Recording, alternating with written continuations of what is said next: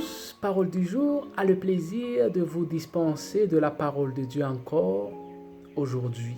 En ce jour, notre méditation va se baser sur le livre de Job. Job qui fut une fierté pour Dieu vis-à-vis de l'ennemi. Dans le chapitre 1er du livre de Job, nous avons à prime abord la conversation entre Satan et Dieu. Dieu qui va dire, qui va prouver, qui va montrer que ce Job est le plus fidèle de tous les hommes sur la terre. Mais Satan va essayer de prouver le contraire tout en disant que c'est grâce à la protection dont Dieu lui a attribué que Job restait fidèle, mais si seulement Dieu va enlever toute sa protection, il va renoncer à sa foi. Et voilà que Dieu va laisser à Satan de mettre en épreuve la foi de Job, mais seulement avec une limite de ne pas surtout toucher à sa vie. À la deuxième partie de ce chapitre 1er du livre de Job, nous avons justement du jour au lendemain, Job va perdre tous ses biens, toutes ses richesses, tout ce dont il possédait, même de tous ses enfants. Et Job va jusqu'à atteindre une maladie de la tête jusqu'aux pieds. Et cette maladie qui va le mettre en confinement total au point que son épouse va lui dire de renoncer à sa foi. Mais Job va considérer cette parole comme une parole d'une femme folle.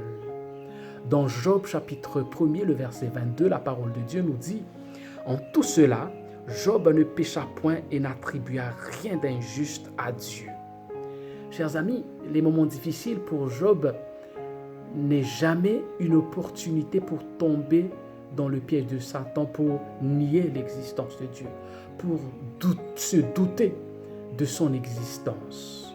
Mais Job va continuer à rester fidèle, Job va continuer à partager l'amour de Dieu, et que même dans ces moments difficiles, même si Job, comme vous et moi, se posait la question, comme dans le chapitre 23, je vous invite à voir avec moi le chapitre 23 au verset 8 et 9, où Job va poser toute une série de questions. Job chapitre 23 et le verset 8, « Mais si je vais à l'Orient, il n'y est pas. Si je vais à l'Occident, je ne le trouve pas. » Chers amis, pour Job, les moments difficiles, c'est le moment plus que jamais pour chercher Dieu. Pour chercher Dieu de partout, pour chercher à être le plus proche de lui, de tous les moyens. Et pour Job, le moment difficile aussi, de par sa question au verset 9, le verset 9 nous dit « Est-il occupé au nord? Je ne puis le voir. Se cache-t-il au midi? Je ne puis le découvrir. » Pour Job aussi, chers amis, c'est le moment pour chercher aussi au bien-être des autres. C'est le moment où l'on doit chercher à aider aussi les autres.